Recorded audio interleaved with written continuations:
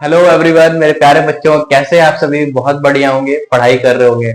तो जैसा कि हमारा सेट चल रहा था, तो आज का लेक्चर हमारा कुछ इंपॉर्टेंट लॉज एंड कुछ इंपॉर्टेंट फॉर्मूला से होने वाला है, जिससे हमारा सेट का क्वेश्चन जल्दी से जल्दी सॉल्व हो सके और हमें कोई प्रॉब्लम ना हो।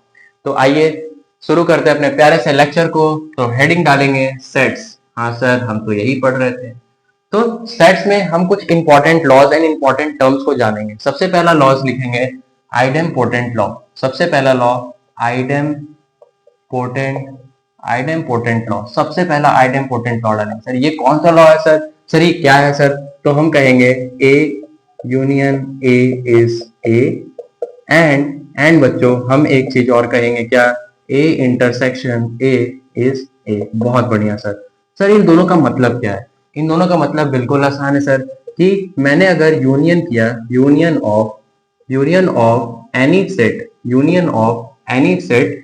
Of any set with itself बच्चों, with itself is always equal to itself. मैंने अगर किसी सेट का उसी के साथ यूनियन किया तो हमें क्या मिलेगा बच्चों? एक सेट मिलेगा, वो खुद सेट मिलेगा। एंड हमने intersection intersection of any set with itself is always is always equal to itself। बहुत बढ़िया सर। ये क्या बोला है सर? ये क्या चीज है? अगर हमने किसी सेट को उसी के सेट के साथ यूनियन किया तो हमें वो पूरा सेट मिल जाएगा बच्चों। और अगर हमने किसी सेट का इंटरसेक्शन कराया उसी सेट के साथ तो हमें क्या मिल जाएगा बच्चों? वो सेट मिल जाएगा। इसे हम कहते हैं आइडेम्पोटेंट लॉ। नेक्स्ट हेडिंग डालेंगे आइडेंटिटी लॉ। अभी आइडेंटिटी लॉ क्या कहता है सर? आइडेंटिटी लॉ देखेंगे। सो बच्चों नेक्स्ट हेडिंग डालेंगे हम आइडेंटिटी लॉ। ये कौन सा लॉ है सर? Identity law. हेडिंग डालेंगे बच्चों आइडेंटिटी लॉ। आइडेंटिटी लॉ क्या कहता है बच्चों? ध्यान से बिल्कुल देखेंगे। आइडेंटिटी लॉ ये कहता है कि अगर मैंने किसी सेट का यूनियन कराया 5 से तो हमारे पास क्या मिलेगा बच्चों? वो सेट मिलेगा। एंड अगर हमने किसी सेट का इंटरसेक्शन यूनियन कराया तो हमें क्या मिलेगा सर? हमें ए मिलेगा सर। इसका मतलब क्या बच्चों? कि अगर मैंने किसी सेट का यूनियन कराया 5 एलिमेंट से, नल सेट से, तो हमें क्या मिलेगा बच्चों? वो सेट मिलेगा। एंड हमने किसी सेट का इंटरसेक्शन कराया बच्चों यूनिवर्सल सेट के साथ तो हमें क्या मिलेगा बच्चों? वो सेट मिलेगा। बहुत बढ़िया। नेक्स्ट अब हम कुछ इंपॉर्टेंट लॉज और जानते हैं, जैसे commutative law, associative law, distributive law. ये सब लॉ कब होल्ड करता है ये जानना जरूरी है। उसके बाद नेक्स्ट चलेंगे हम NCERT and R D Sharma के कुछ बहुत इंपॉर्टेंट क्वेश्चन, कुछ खूबसूरत से सवाल लेके आएंगे। तो शुरू करते हैं पहले सवाल से। पहला क्वेश्चन पहले लॉ से। तो हेडिंग डालेंगे जो कम्यूटेटिव लॉ। एंड हम देखेंगे कौन कौन सी ऐसी प्रॉपर्टी, कौन कौन से ऐसी चीजें हैं जो कम्यूटेटिव प्रॉपर्टी को होल्ड करता है। तो सबसे पहले हेडिंग डालेंगे हम कम्यूटेटिव लॉ। क्या कम्यूटेटिव लॉ? Commutative law. तो आइए देखते हैं कौन कौन सी ऐसी प्रॉपर्टी है जो कम्यूटेटिव लॉ को होल्ड करती है। सबसे पहला लिखेंगे बच्चों, सबसे पहला कि A union B is equal to B union A. That means कि मैंने किसी दो सेट का यूनियन कराया या फिर मैं दूसरे सेट का पहले सेट के साथ यूनियन कराऊं तो हमें क्या होगा? ये कम्यूटेटिव लॉ होल्ड करेगा। दैट मीन्स मैं कह सकता हूं क्या? Union of any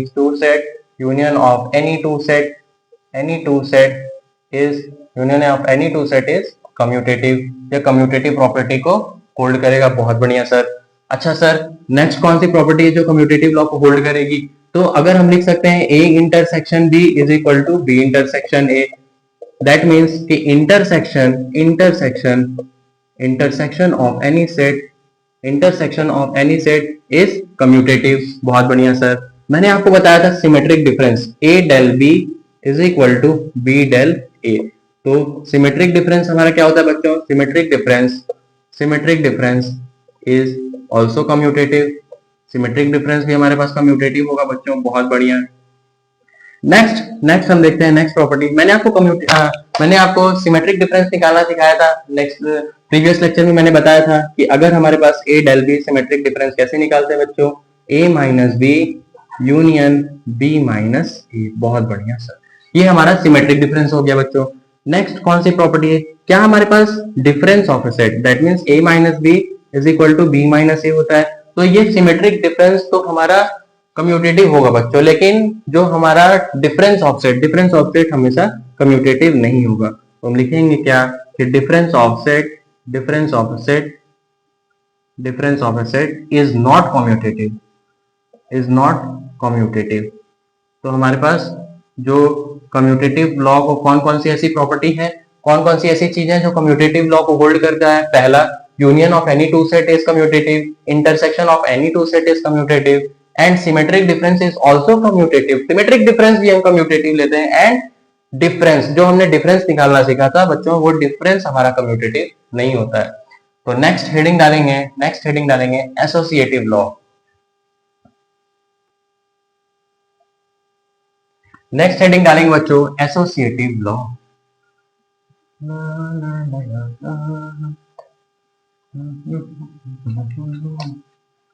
next heading डालेंगे बच्चों, नेक्स्ट हेडिंग हम डालेंगे अपना एसोसिएटिव लॉ।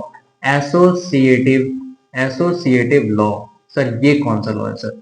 एसोसिएटिव लॉ क्या कहता है? आइए चेक करते हैं एसोसिएटिव लॉ किस में होल्ड करता है। पहला अगर हमने लिखा A union B union C, तो क्या इक्वल टू हो रहा है बच्चों A union B union C.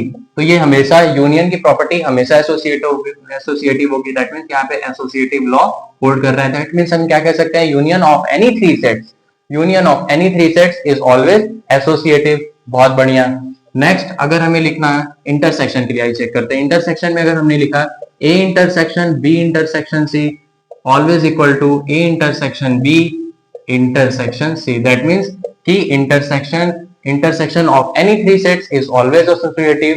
Next बच्चों आइए सिमेट्रिक डिफरेंस के लिए चेक करते हैं। तो सिमेट्रिक डिफरेंस में A del B del C is equal to A del B del C. That means हमारे पास सिमेट्रिक डिफरेंस भी एसोसिएटिव होता है बच्चों। Symmetric difference is also associative. And हमारे पास इंटरसेक्शन भी हमारे पास बच्चों, intersection of set is also associative. बहुत बढ़िया। And symmetric difference is also associative. Next हम डिफरेंस ऑफ सेट चेक करते हैं बच्चों। The difference of a set a minus B minus C is not equal to a minus B minus C. That means कि हमारा जो difference का property है, difference of a set is not associative. That means कि हमारे पास जो difference of set हम बच्चों निकालते हैं वो एसोसिएटिव नहीं होता है।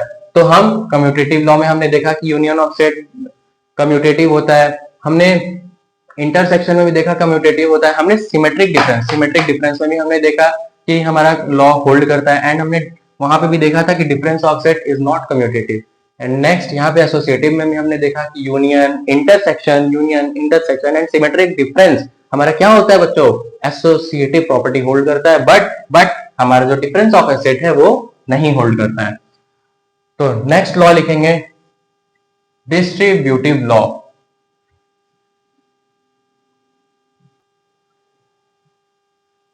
सो नेक्स्ट लॉ लिखेंगे बच्चों डी मॉर्गन्स लॉ। चाहिए डी मॉर्गन्स लॉ क्या है सर? D Morgan's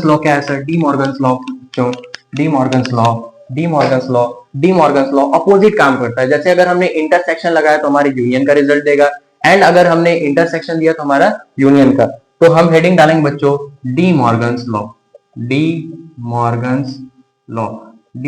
law. ये कुछ ऐसे लॉ है बच्चों जब आप क्वेश्चंस करेंगे एनसीईआरटी के तो वहां पे आपको बहुत इजीएस्ट वे में आपको सॉल्व हो जाएगा। तो डी मॉर्गन्स लॉ कहता है क्या है सर कि अगर ए यूनियन बी का मैंने कॉम्प्लीमेंट किया एंड ए इंटरसेक्शन बी का मैंने कॉम्प्लीमेंट किया तो रिजल्ट क्या देगा बच्चों, A complement intersection B complement.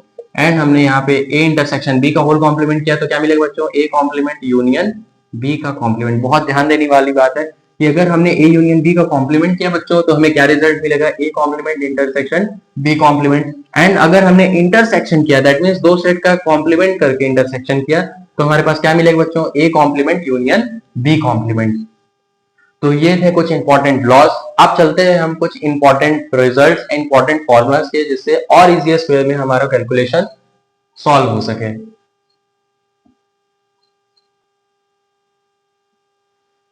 सो बच्चों हम अपने इंपॉर्टेंट फॉर्मूलाज, इंपॉर्टेंट लॉज हमने देख लिया। अब हम पढ़ेंगे बच्चों important formulas, important result. Important result आपको फॉर्मूला याद होना चाहिए ताकि आपका न्यूमेरिकल का क्वेश्चन सॉल्व हो सके। उसके लिए हम शुरू करते हैं अपने लेक्चर में। सबसे पहला डालेंगे, सबसे पहले क्या लिखना है हमें, सबसे पहले पहला डालेंगे। उससे पहले मैंने आपको बताया था difference of A set. Difference of A set हमने क्या बताया था बच्चों, डिफरेंस ऑफ ए सेट, यहाँ पे हेडिंग डालेंगे important, important, important results. Important result जानना बहुत जरूरी है। पहला हमने आपको बताया था, हमने आपको क्या बताया था बच्चों, ध्यान से देखना बच्चा, a minus B, a minus B का मतलब क्या होता है एंड b माइनस ए का बच्चा मतलब क्या होता है। ध्यान से, बिल्कुल ध्यान से देखेंगे। देख बॉस मैं बता रहा हूं इधर, हम बिल्कुल ध्यान से देखना। a minus B, A minus B को मैंने क्या बताया था, ओनली ए। क्या बताया था मैंने, only A. And A B minus A का मतलब ओनली बी। बहुत बढ़िया। अच्छा मैंने क्या, ओनली ए को मैंने ये लिखाया था, A but not B, A but not B. And only B को मैंने क्या बोला था, बी बट नॉट ए। मैंने डिफरेंस ऑफ ए सेट मैंने अपने प्रीवियस लेक्चर में पढ़ा रखा है, तो आप पहले प्रीवियस लेक्चर देख लीजिए, उसके बाद आते हैं इधर। तो हमने ये बताया था। लेकिन सर अभी आपने जस्ट एक चीज बताया कि हमारे पास a minus B is not equal to B minus A. हमने अभी जस्ट आपको बताया था कि commutative law difference of A set में होल्ड कभी नहीं करता है, एक केस में करता है। तो वो हमारा स्पेशल केस क्या होता है बच्चों, स्पेशल केस नोट डाल के लिखेंगे क्या, कि a minus B is equal to B minus A. कब होगा, कब होगा सर, कब होगा, हाँ गुरु जी कब होगा, if a is equal to B बच्चा। बहुत बढ़िया सर, जब हमारा a और b दोनों सेट इक्वल हो तब हमारा डिफरेंस ऑफ ए सेट क्या हो जाएगा, कम्यूटेटिव हो जाएगा। तो ये जानना भी आपके लिए बहुत जरूरी है। नेक्स्ट रिजल्ट में आते हैं, सेकंड रिजल्ट लिखेंगे, सेकंड रिजल्ट लिखेंगे। अब हमारा शुरू होता है फॉर्मूला का पैकेज। तो सेकंड फॉर्मूला लिखेंगे बच्चों। सेकंड फॉर्मूला क्या होता है, N of A union B is equal to होता है बच्चों N of A plus N of B minus N of A intersection B. बहुत बढ़िया सर। एंड ये आपका सबसे मोस्ट इंपॉर्टेंट फॉर्मूला पूरे चैप्टर का। अगर हमें किसी भी दो सेट का यूनियन निकालना है तो बच्चों उसका फॉर्मूला क्या होता है, N of A plus N of B minus N of A intersection B. अगर इसका एक स्पेशल केस, अगर हमारे पास ए एंड बी अगर डिसजॉइंट सेट्स है। सर आपने डिसजॉइंट सेट्स बताया था सर, डिसजॉइंट सेट किसे कहते हैं बच्चों, डिसजॉइंट सेट्स किसे कहते हैं, जब दो सेट का इंटरसेक्शन लेने पे हमारे पास कुछ ना मिले। अगर दो सेट का इंटरसेक्शन लेने पे कुछ ना मिले तो हमारे पास फॉर्मूला क्या बनेगा बच्चों, A union B is equal to n of A plus N of B. बहुत बढ़िया सर, क्योंकि हमारे पास n of A intersection B की वैल्यू क्या हो गई बच्चों, 0 तो हमारे पास डिसजॉइंट सेट्स होने पे यूनियन ऑफ सेट का फॉर्मूला मिल गया हमें। अब नेक्स्ट आते हैं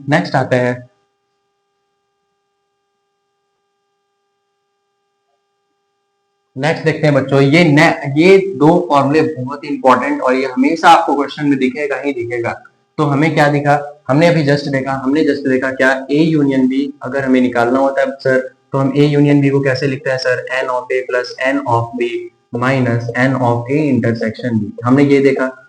अगर हमारे पास दो बहुत इंपॉर्टेंट फॉर्मूला होते हैं क्या, कि नंबर ऑफ एलिमेंट्स, मैं इसको रख कर देता हूं बच्चों, नंबर ऑफ एलिमेंट्स, हेडिंग डालेंगे नंबर ऑफ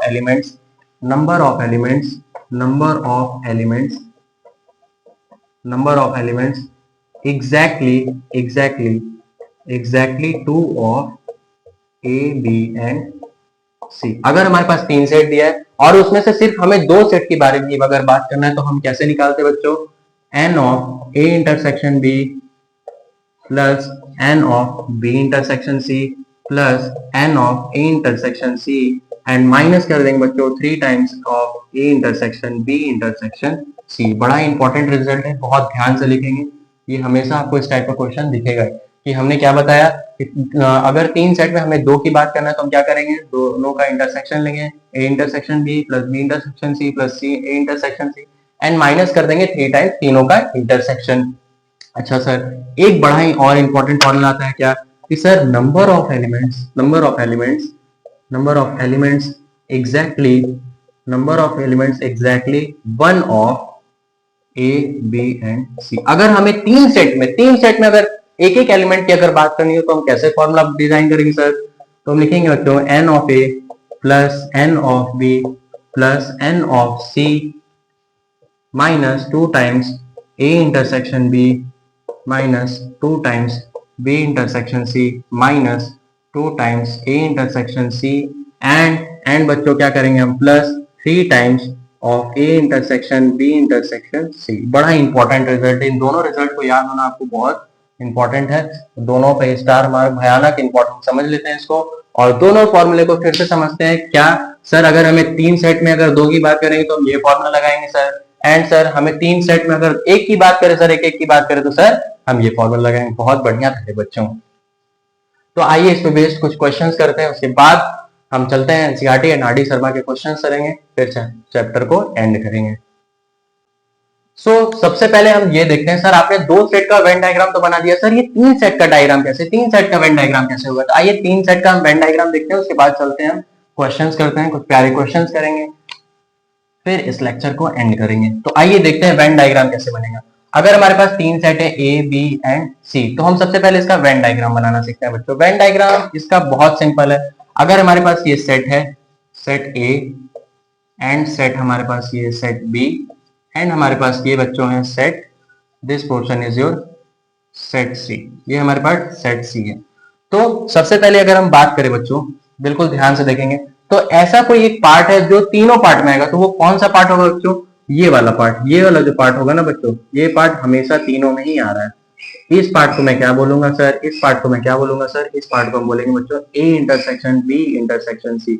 सर ये तो बताइए, ये सर क्या है सर? ये ए इंटरसेक्शन बी इंटर, ये तीनों सेट का कॉमन हिस्सा है।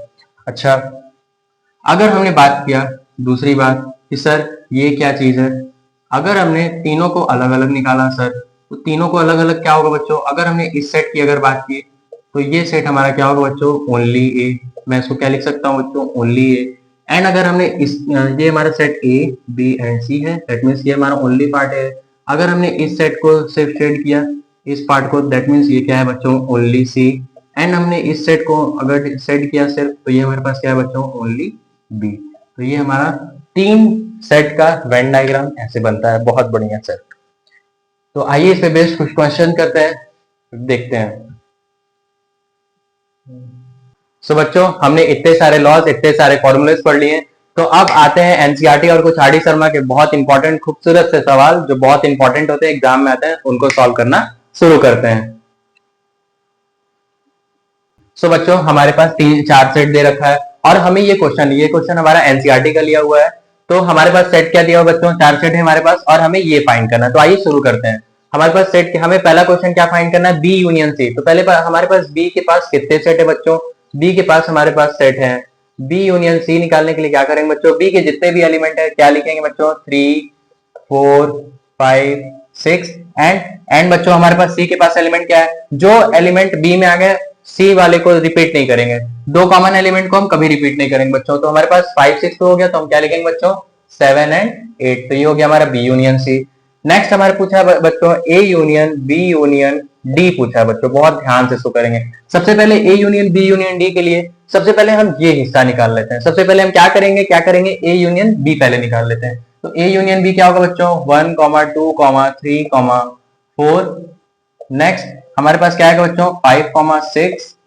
नेक्स्ट हमारे पास क्या निकालना है बच्चों? फिर बी यूनियन डी निकालेंगे बच्चों। तो बी यूनियन डी का मतलब हमारे पास बी और डी में कितने एलिमेंट्स आ रहे हैं उनको लिखेंगे हम, दैट मीन्स 7 8 9 एंड 10। तो हमारे पास कभी भी इतने सारे एलिमेंट्स आ जाए तो हम थोड़ा उसको तोड़ तोड़ के करेंगे, हाफ हाफ करेंगे। सबसे पहला ए यूनियन बी, फिर हम निकालेंगे बी यूनियन डी और दोनों को मर्ज करके हम एक साथ लिख लेंगे। ये हमारे पास सेकंड का आंसर हो गया बच्चों। नेक्स्ट हमारे पास क्या दिया हुआ है? B union C union D. तो सबसे पहला काम अगेन इसमें क्या करेंगे बच्चों? सबसे पहले बी यूनियन सी निकाल लेते हैं। बी यूनियन सी निकालने के बाद फिर सी यूनियन डी की हम वैल्यू ले लेंगे। तो बी यूनियन सी मतलब बी के पास एलिमेंट क्या बच्चों? 3 4 5 6 3 4 5 6 एंड हमारे पास सी यूनियन डी क्या है बच्चों? 5 6 तो हो गया, फिर लेंगे हम 7 8 एंड हमारे पास 9 10। तो ये हमारा थर्ड का आंसर हो गया। बहुत बढ़िया। ऐसे ही क्वेश्चन फिर से प्रैक्टिस करेंगे, फटाक से इस क्वेश्चन को सॉल्व करेंगे। स्क्रीनशॉट लेंगे ऐसे 3 उंगलियों से। तो बच्चों हमने यूनियन के क्वेश्चन तो कर लिए, यूनियन तो मिल गया हमें, अब हम करेंगे इंटरसेक्शन के। बस एक चीज हमेशा याद रखेंगे, जैसे सपोज हमारे पास सेट ए है, सेट ए के पास एलिमेंट 1, 2, 3 है, एंड सेट बी के पास एलिमेंट क्या बच्चों 2, 3, 4। अगर हमें पूछ दिया कि सर ए यूनियन बी बताइए, ए यूनियन बी बताइए, तो हमेशा एक चीज याद रखेंगे क्या, कि हमें क्या निकालना है, ए यूनियन बी। तो अगर ए यूनियन सेट ए और सेट बी में दो एक ही एलिमेंट दो दो बार आ रहे हैं, मतलब जैसे हमारे पास 2 और 3 सेट ए में भी है, 2 एंड 3 सेट बी में भी है, तो हम क्या करेंगे, ए यूनियन बी लिखते वक्त एक ही बार उस चीज को लिखेंगे, सिर्फ 1, 2, 3, 4। ये 2 एंड 3 सिर्फ एक एक बार ही लिखेंगे, जबकि हमारे पास set A and set B दोनों में बट लिखेंगे कितनी बार, सिर्फ एक बार। ये ध्यान रखना चाहिए बच्चों, बहुत इंपॉर्टेंट चीज है ये। नेक्स्ट अब हम आते हैं इंटरसेक्शन के क्वेश्चन पे। तो हमारे पास सेट 4 सेट फिर से हमें दे दिया है सर, अब क्या करें सर, ये क्वेश्चन कैसे होगा सर, तो आइए ध्यान से देखते हैं। सबसे पहले हमें क्या पूछा है, बी इंटरसेक्शन सी। तो पहला सॉल्यूशन डालते हैं और निकालते हैं बी इंटरसेक्शन सी। मैंने इसे क्या बोलते हैं बच्चों, बी इंटरसेक्शन सी। इंटरसेक्शन मैंने बताया था बच्चों, इंटरसेक्शन क्या करते हैं, इंटरसेक्शन का मतलब होता है बच्चों कॉमन पार्ट। कॉमन पार्ट मतलब ऐसा कौन सा एलिमेंट है, ऐसा कौन सा एलिमेंट है जो रिपीट हो रहा है। तो ध्यान से देखेंगे, बिल्कुल common part B intersection. B element में हमारे पास क्या क्या बच्चों, 7, 9, 11, 13, एंड सी में हमारे पास 11, 13 एंड 15। तो कौन से ऐसे एलिमेंट है जो रिपीट हो रहे हैं बच्चों, तो हमारे पास सेट बी में 11 है, सेट सी में भी 11 है, तो सबसे पहले 11 हो गया बच्चों, एंड 13 हो गया। बहुत शानदार, ये हो गया फर्स्ट आंसर हमारे पास। नेक्स्ट आते हैं बच्चों हमारे पास, नेक्स्ट हमारे पास क्या दिया हुआ है, A intersection B union D. तो सबसे पहले काम क्या करते हैं सर, सबसे पहले हम काम क्या करते हैं, सबसे पहले हम यहाँ से हेल्प करते हैं, बी यूनियन डी निकाल लेते हैं। बी यूनियन डी हमें पता चल जाएगा तो बहुत आसान होगा। हमारे पास 7, 9, 11, 13 एंड बच्चों डी एलिमेंट में क्या है हमारे पास 15 एंड 17। बहुत बढ़िया, अंदर ध्यान देखेंगे, हमारे पास बी यूनियन डी तो निकल गया, एंड हमारे पास सेट ए के एलिमेंट्स कौन कौन से हैं, सेट ए के एलिमेंट्स क्या क्या है सर, सेट ए के एलिमेंट्स सर 3, 5, 7, 9 एंड 11 है बच्चों। बहुत बढ़िया। नेक्स्ट अब हम इसके सॉल्यूशन पे आते हैं। तो हमें निकालना क्या है, A intersection B union D, मतलब ए के ऐसे एलिमेंट और बी यूनियन डी के एलिमेंट में कौन से ऐसे ऐसे एलिमेंट है जो कॉमन है। तो सबसे पहले ध्यान से देखेंगे, पहला तो हमारे पास बिल्कुल ध्यान से 7 है हमारे पास बच्चों, 7, नेक्स्ट हमारे पास है 9, नेक्स्ट है हमारे पास 11। तो इसका आंसर क्या हो गया बच्चों, 7, 9 एंड 11। बहुत बढ़िया। अब ये सर ये कितना बड़ा क्वेश्चन, अब ये बच्चा देखेगा एग्जाम में और वहीं धक से बेहोश हो जाएगा। तो हमें परेशान नहीं होना है, हमें क्वेश्चन को बिल्कुल आराम से स्लोली करना है क्वेश्चन को सॉल्व। तो आइए इस क्वेश्चन को देखते हैं ये कैसे सॉल्व होगा सर। कॉपी पे प्रैक्टिस करते रहिए बहुत बढ़िया से, अच्छे से। आइए इस क्वेश्चन को देखते हैं सर सॉल्यूशन कैसे होगा सर। तो इसमें हम क्या करेंगे बच्चों, तो बच्चों हम थर्ड सॉल्यूशन देखते हैं सर, थर्ड वाला कैसे होगा सर, ध्यान से देखते हैं बिल्कुल बच्चों। हमें सबसे पहले ए यूनियन डी निकाल लेते हैं बच्चों, ए यूनियन डी निकालेंगे। ए यूनियन डी क्या वैल्यू आएगा हमारे पास बच्चों, 3, 5, 7, 9, 11, ये हमारे पास आ गया बच्चों। एंड सॉरी तो सर यहाँ देखेंगे क्या बच्चों, हमारे पास डी का वैल्यू क्या है बच्चों, 15 एंड 17। बहुत बढ़िया सर। एंड ये हमारे पास ए यूनियन डी के वैल्यू आ गए बच्चों। नेक्स्ट हमें क्या निकालना पड़ेगा, बी यूनियन सी निकाल लेते हैं बच्चों। Okay sir, B union C का वैल्यू क्या आएगा बच्चों, 7, 9, 11, 13 एंड सी के एलिमेंट क्या है बच्चों, 15। तो ये हमारे पास बी यूनियन सी आ गया। नेक्स्ट क्या करते हैं बच्चों, अब हम इन दोनों का कॉमन पार्ट ले लेते हैं, A union D intersection B union C. बहुत बढ़िया सर। ऐसे कौन सा एलिमेंट है जो दोनों में कॉमन पार्ट मिल रहा है हमारे पास बच्चों, तो एक 7 हो गया, 9 हो गया, 11 हो गया एंड 15। ओके सर, और ये आंसर आ गया, बोलेंगे धीना धिन था, मजा आ गया सर, क्वेश्चन का आंसर हमें मिल गया। बहुत बढ़िया। तो ये हमारे इंटरसेक्शन के कुछ क्वेश्चन आ गए। अब हम चलते हैं नेक्स्ट क्वेश्चंस पे। तो हमने एक एक लाइन के क्वेश्चंस तो कर लिए, अब हम आते हैं क्वेश्चन के जादू में, वर्ड प्रॉब्लम्स के क्वेश्चन में। तो जैसा हमारे पास क्वेश्चन क्या लिखा है सर, कि x and y are two sets such that x union y has 50 element. हमको क्या दिया है गुरुजी, हमको दिया है सर x यूनियन y का वैल्यू 50 दिया है बच्चों। एंड हमारे पास x के पास n ऑफ x, हम इसको लिख सकते हैं बच्चों क्या है, 28। हमारे पास क्वेश्चन क्या दिया है, x and y are two sets such that x union y has 50 elements, x has 28 elements and y has 32 elements. How many element does x intersection y है। तो सबसे पहले हमें जो जो गिवन है हम उसे लिख लेते हैं पहले बच्चों। n ऑफ y हमारे पास 32 है। एंड नेक्स्ट हमें फाइंड करना है बच्चों n of x intersection y हमें बताना है, ये क्या होगा सर, हमें इसकी वैल्यू दे रखी है बच्चों। अब आते हैं हम अपने फॉर्मूले की जादू में। तो हमने क्या बताया था आपको, n of a intersection a, हमने बताया था आपको n of a union b का फॉर्मूला, क्या बताया था sir, n of a plus n of b minus n of a intersection b। ये फॉर्मूला किसी को बताना नहीं है, सिर्फ अपने करना है क्वेश्चन सॉल्व। तो a यूनियन b का हमें क्या वैल्यू दे रखा है बच्चों 50, n ऑफ a एलिमेंट को हमारे पास 28 दे रखा है बच्चों, एंड हमारे पास n ऑफ y क्या दे रखा है बच्चों 32। लेट कर लेते हैं कि हमारे पास बच्चों जो n of x intersection y के जो एलिमेंट है वो x है, तो ये x इंटरसेक्शन y वही हमारा x a इंटरसेक्शन b है बच्चों, तो हम इसे माइनस x लेट कर लिए, बहुत बढ़िया। नेक्स्ट हमारे पास क्या हो जाएगा बच्चों, ये इसका आंसर हो जाएगा 60 एंड ये हो जाएगा हमारे पास 50 माइनस ऑफ x, तो ये इधर से आएगा तो ये हो जाएगा minus 10 is equal to minus x, that means x की वैल्यू हमारे पास क्या आ गई बच्चों 10, दैट मीन्स हम लिख सकते हैं therefore n of x intersection y की वैल्यू हमारे पास क्या आ गई बच्चों 10 आ गई, बहुत बढ़िया। फिर से देखेंगे हमारे पास ये फॉर्मूला होता है, यूनियन का फॉर्मूला हमने पढ़ा है, इस फॉर्मूले पे बस सिर्फ हमें वैल्यू को पुट करना है और आंसर आ जाएगा। अगर बच्चों हम इसे वेन डायग्राम से अगर समझना चाहे इस क्वेश्चन तो बिल्कुल आसान है, कैसे सर, बिल्कुल देखेंगे ध्यान से, हमें क्या करना होगा, वेन डायग्राम इसका अगर हमें बनाना होगा सर तो हम कैसे बनाएंगे सर इसका, तो हम वेन डायग्राम बनाना शुरू करते हैं। तो ये हमारे पास क्या हो जाएगा बच्चों, ये हमारे पास सेट x है एंड सेट y है। अच्छा सर, तो मैं सिर्फ इस एलिमेंट को सिर्फ इतने पार्ट को मैं क्या बोलूंगा सर, x माइनस वाई बोलूंगा सर, एंड मैं सिर्फ इतने पार्ट को क्या बोलूंगा सर इतने पार्ट को क्या बोलूंगा सर, मैं y माइनस एक्स बोलूंगा सर, बहुत बढ़िया। अच्छा सर, ये पार्ट है सर, ये पार्ट को मैं क्या बोलूंगा सर, बहुत बढ़िया, हम इसे बोलेंगे बच्चों x इंटरसेक्शन y। तो ये हमारे पास एलिमेंट्स मिल गए बच्चों, तो ये हम इसे वेन डायग्राम से भी सॉल्व कर सकते हैं। आइए नेक्स्ट क्वेश्चन कुछ और खूबसूरत से क्वेश्चंस करते हैं। तो बच्चों हम सभी के समक्ष एक बहुत इंपॉर्टेंट क्वेश्चन आ गया है।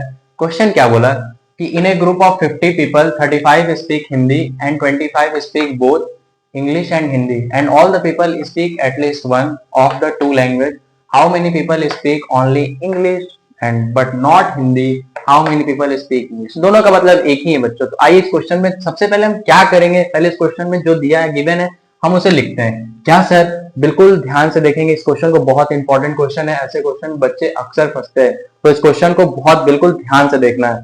तो सबसे पहले हमें गिवन क्या है बच्चों की, हमारे पास क्या क्या है, हमारे पास हिंदी है, हिंदी को मैं मान लेता हूं h एंड इंग्लिश को मैं मान लेता हूं, इंग्लिश को क्या लिखेंगे सर e, बहुत बढ़िया। अब हम नेक्स्ट लिखते क्या है, हमें क्या क्या गिवन है बिल्कुल ध्यान से, in a group of 50 people, that means हमारे पास क्या वैल्यू दी है, h यूनियन e की वैल्यू दे रखी है बच्चों क्या 50, बहुत बढ़िया सर। एंड लिखा है स्पीक हिंदी, तो h and number of h की वैल्यू कितने हैं हमारे पास बच्चों 35 है, and English and 25 speak both English and Hindi, that means हमें किसका वैल्यू दे रखा है बच्चों h इंटरसेक्शन e का वैल्यू कितना दे रखा है बच्चों 25। एंड हमसे पूछा है, सबसे पहले तो हमें यही नहीं पता है कि सर नंबर ऑफ ई कितना है, मतलब नंबर ऑफ पीपल जो इंग्लिश बोलने वाले, हमें इससे मतलब है और हमें निकालना भी यही है। तो सबसे पहले हम करते क्या है, इस क्वेश्चन में पहला हिस्सा क्या करेंगे, सबसे पहले हम ये चीज फाइंड करते हैं कि नंबर ऑफ ऐसे लोग जो इंग्लिश बोलते हैं बट हिंदी ना बोले, ऐसे लोग हम सबसे पहले एन ई माइनस एच निकालते हैं बच्चों। ई माइनस एच निकालना जरूरी है, तो इससे हमें ये फाइंड हो जाएगा कि हमारे पास ऐसे कितने लोग हैं जो सिर्फ इंग्लिश बोल रहे हैं, हिंदी नहीं बोलते हैं। तो ये हम कैसे निकालेंगे सर, हम क्या करेंगे, हम यूनियन वाले वैल्यू में से हम क्या कर देंगे बच्चों, नंबर ऑफ हिंदी वाले पीपल को माइनस कर देंगे। तो हमारे पास क्या आएगा बच्चों, हमारे पास ये गिवन है 50 माइनस एच का वैल्यू हमारे पास है 35, तो हमारे पास यहाँ से आंसर क्या आएगा बच्चों 15, दैट मीन्स हमारे पास एन ई माइनस एच का वैल्यू कितना आ गया बच्चों 15 आ गया, बहुत बढ़िया सर। नेक्स्ट बच्चों इसके आगे सॉल्यूशन क्या करेंगे, हमारे पास e माइनस एच का वैल्यू कितना आ गया बच्चों 15 आ गया, बहुत बढ़िया। तो बच्चों हमारा ये वैल्यू क्या आ गया 15 क्या है, the number of people speak the number of people speaking English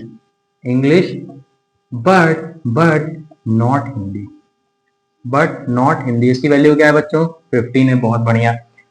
अब हमारे कैलकुलेशन थोड़ा सा आसान हो गया सर। क्या क्या आसान हो गया सर? अब हम अपना डायरेक्ट फॉर्मूला लगाते हैं। N H union E is equal to, हमें पता है N of H plus N of E sir, minus N of H intersection E. और हमें अब सारे चीजों का वैल्यू पता है। हमारे पास इसका वैल्यू गिवन है बच्चों 50, एंड नंबर ऑफ एच का वैल्यू हमें दे रखा है बच्चों 35, एंड नंबर ऑफ एलिमेंट्स मतलब number of people speaking English, यही हमें फाइंड करना बच्चों। हमारा मेन मकसद तो यही है। बहुत बढ़िया। एंड माइनस हमें इसका वैल्यू दे रखा है बच्चों 25। बहुत बढ़िया सर। अब हम इसको थोड़ा सा सॉल्व कर लेते हैं। 50 ये हो जाएगा हमारे पास बच्चों